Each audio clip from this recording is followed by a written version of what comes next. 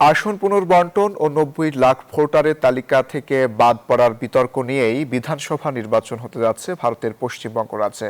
২ দফায় ভোট ২৩ ও ২৯ এপ্রিল। এবার মমতা তৃণমূল কংগ্রেসকে চোখ রাঙাচ্ছে নরেন্দ্র মোদীর বিজেপি। অভিযোগ রয়েছে নির্বাচন কমিশনকে ব্যবহার করে শূন্য থেকে চূড়ায় ওঠার স্বপ্নে বিভোর কেন্দ্রে ক্ষমতাসীন দলটি। বিস্তারিত ডেস্ক রিপোর্টে।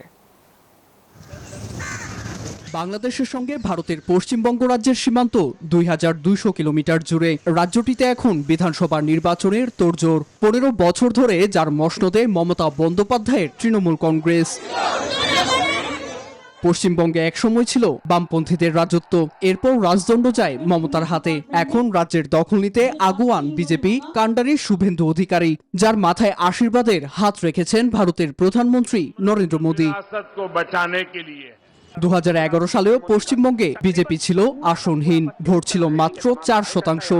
২০২১ সালে আসন দাঁড়ায় ৭৭টিতে, ভোটের হিস্সে ৩৮%। কি করে তাদের এমন উল্লম্ফন? ২০০-র বেশি সার্ভিস ও ফিচারে লেনদেনের সব বিকাশ অ্যাপে সম্ভব। রাজ্যটির মালদা, মুর্শিদাবাদ ও বীরভূমের মতো এলাকায় মুসলিম জনসংখ্যা উল্লেখযোগ্য। এই আসনগুলোর কিছু এলাকা কাটছাট করে হিন্দু সংখ্যাগরিষ্ঠ আসনে জুড়ে দেওয়া হয়েছে। কয়েকটি মুসলমানদের আসন এক করে গড়া হয়েছে একটি আসন। এ ধরনের পুনর্বণ্টনে মুসলিম প্রার্থীরা কোণঠাসা। মুসলিম প্রার্থীদের হারও গেছে কমে।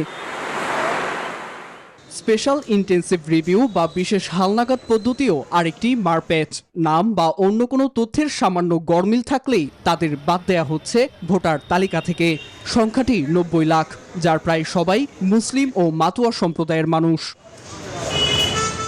এমন পরিস্থিতিতেই পশ্চিমবঙ্গে বাজছে ভোটের দামামা। মমতা নাকি শুভেন্দু, কার ঘাড়ে আসবে রাজ্যভার জানা যাবে ৪ মে, ভোটের ফলাফল প্রকাশের দিন। নীরব দাস, নিউজ 24।